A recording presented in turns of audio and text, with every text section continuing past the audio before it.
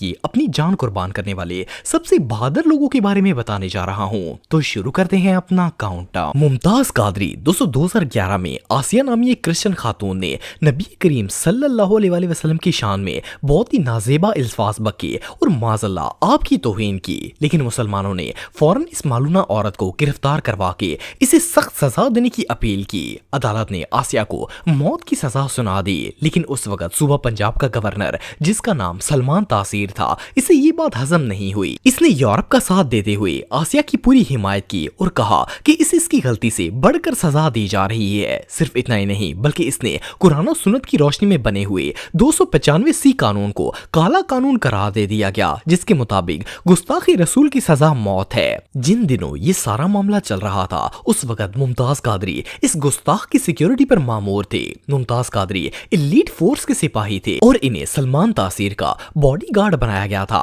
ویسے تو پوری قوم ہی اس بدبخت پر شدید غصہ تھی، لیکن ممتاز قادری اس گستاخ کو مارنے کا فیصلہ کر چکے تھے۔ انہوں نے 4 جنوری 2011 کو اسلام آباد حصار مارکیٹ کے باہر سلمان تاثیر کو گولیوں سے چھلنی کر دیا۔ اس گستاخی رسول کو مارنے کے بعد ممتاز قادری نے فوراً اپنی گرفتاری دے دی۔ اکتوبر 2011 کو جج پرویز شاہ نے آپ کو 2 مرتبہ سزائے موت اور 2 لاکھ روپے جرمانے کی سزا سنائی اور کہا کہ آپ نے جو کیا وہ اسلام کی روح سے تو صحیح ہے، لیکن ملکی قانون کے تحت آپ اس سزا کے حقدار ہیں۔ اس کے بعد ممتاز قادری کو پھانسی دے کر شہید کر دیا گیا تھا، لیکن یہ عاشق رسول آج بھی سب کے دلوں میں زندہ ہیں۔ عامر چیمہ 230 ستمبر 2005 میں ڈنمارک کے ایک اخبار نے نبی کریم صلی اللہ علیہ وسلم کی توہین آمیز کارٹون شائع کیے اور اللہ کے رسول کی شان میں گستاخی کی تھی۔ اس کے بعد مسلمان کافی ناراض ہوئے، لیکن کوئی رد عمل نہیں ہوا۔ پھر جنوری 2006 میں یورپ کے 75 نیوز پیپرز میں ان کارٹونز کو دوبارہ شائع کیا گیا اور آقا کریم کی شان میں پھر سے گستاخی کی گئی۔ اس گستاخی میں جرمنی کا ایک اخبار ڈائی ویلڈ بھی شامل تھا۔ عامر چیمہ جن کا تعلق پاکستان کے علاقے وزیر آباد سے تھا، وہ اس وقت جرمنی میں ٹیکسٹائل انجینئرنگ کی سٹڈی کے لیے گئے ہوئے تھے۔ جب انہیں اس گستاخی کا پتہ چلا تو عامر چیمہ 20 مارچ 2006 میں اس نیوز پیپر کے آفس میں داخل ہوئے اور اس گستاخی کو سرانجام دینے والے ایڈیٹر ہنری براڈر نامی بدبخت کو چاقو مار کر قتل کر دیا۔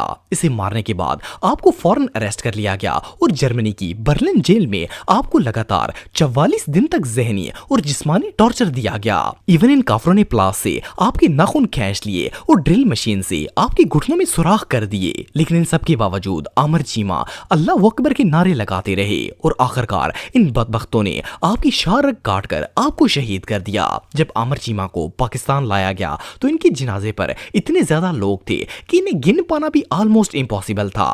اینیوے جو بھی ہو، عامر چیمہ اس دور کے سب سے بہادر اور نڈر مسلمانوں میں سے ایک ہیں اور لوگ آج بھی ان سے بہت پیار کرتے ہیں۔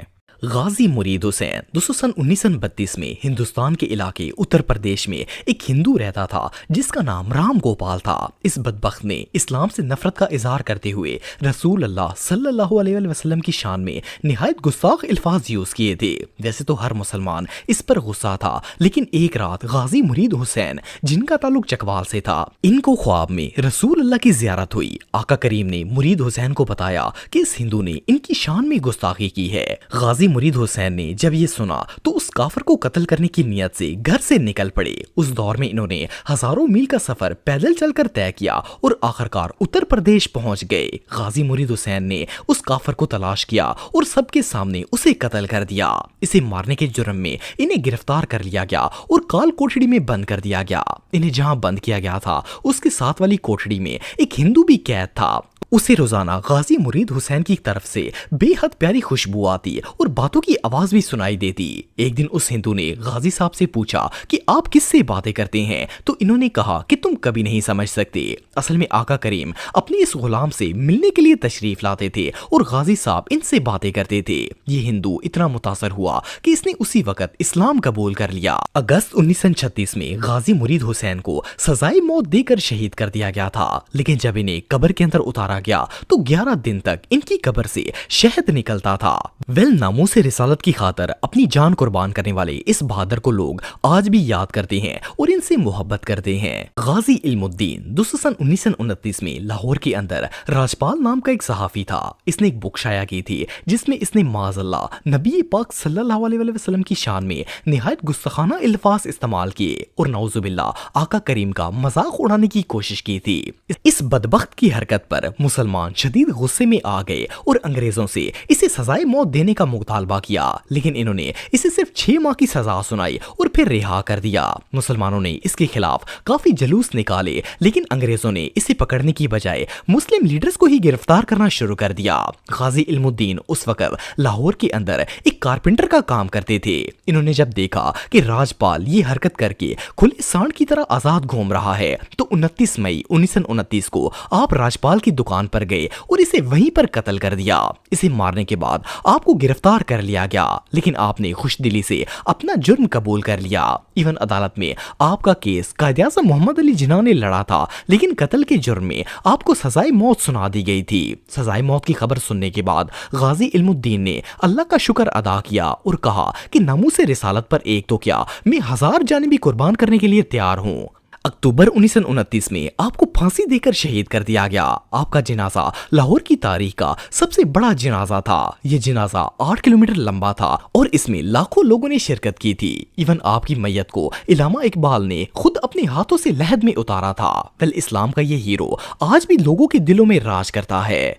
गाजी अब्दुल रशीद दोस्तों 1926 के दौर में बरसगीर के अंदर हिंदुओं का एक ग्रुप उठा और इसने इस्लाम और नामूस रिसालत सल्लल्लाहु अलैहि वसल्लम पर हमला करना शुरू कर दिया। इस ग्रुप का एक लीडर था जिसका नाम स्वामी सरहद आनंद था। इस बदबख्त इंसान ने रसूलुल्लाह की शान में बहुत ही गलत अल्फाज बके और नौजुबिल्लाह कुरान मजीद की भी तौहीन की। सिर्फ इतना ही नहीं बल्कि इस मनहूस ने सहाबा कराम, मुसलमान हुक्मरानों और मजहबी किताबों के खिलाफ गलत बातें लिखना शुरू कर दी। उस दौर में दिल्ली के अंदर एक राइटर थे जिनका नाम अब्दुल रशीद था। जब गाजी अब्दुल रशीद को इस बात का पता चला तो आपने एक गन ली और दिन दिहाड़े स्वामी आनंद के आश्रम में चले गए। जैसे ही आपने इस बदबख्त को देखा तो गन निकालकर उसमें मौजूद सारी गोलियां स्वामी आनंद पर फायर करके इसे कत्ल कर दिया। जब लोग वहां आए तो गाजी साहब गुस्से से इसे ठोकरें मार रहे थे। इसको मारने के बावजूद भी आप सीना तान कर वहां पर खड़े थे। जब इन्हें गिरफ्तार करके अदालत में पेश किया गया और इस कत्ल की वजह पूछी गई तो आपने फरमाया कि मेरे ख्वाब में हजरत इमाम हुसैन रजी अल्लाह तआला अन्हुमा आए थे और इन्होंने मुझे नामूस रिसालत के तहफ़्फ़ुज़ का हुक्म दिया, इसलिए इन्होंने सुबह होते ही उस बदबख्त को कत्ल कर दिया। खैर जज ने इन्हें फांसी की सजा सुना दी, लेकिन ये अपनी शहादत के लिए बिल्कुल तैयार थे। इवन गाजी साहब के आखिरी अल्फाज ये थे कि रसूलुल्लाह सल्लल्लाहु अलैहि वसल्लम का ये अदना गुलाम जान देने के लिए हाजिर है। 1930 के दौर में जब इनका जनाजा हुआ तो इसमें 1 लाख से ज्यादा अफराद शामिल थे। बहरहाल जो भी हो, ये इस उम्मत के सबसे बहादुर आशिक रसूल में से एक हैं।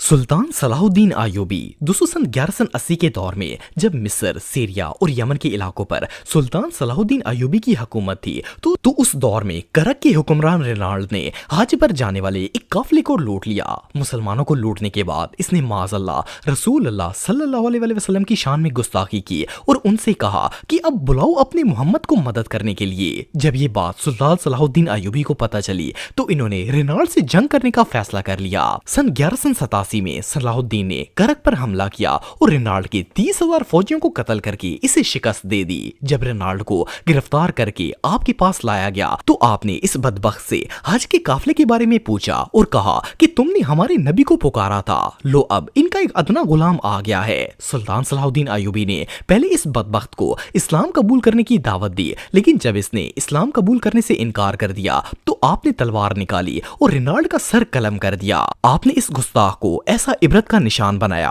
कि इसके बाद यूरोप के किसी हुक्मरान की हिम्मत ना हुई कि वो मुसलमानों के खिलाफ कुछ बक सके। सुल्तान सलाहुद्दीन अय्यूबी जैसा बहादुर, जंगजू और मिसाली आशिक रसूल शायद ही दुनिया में कोई और होगा।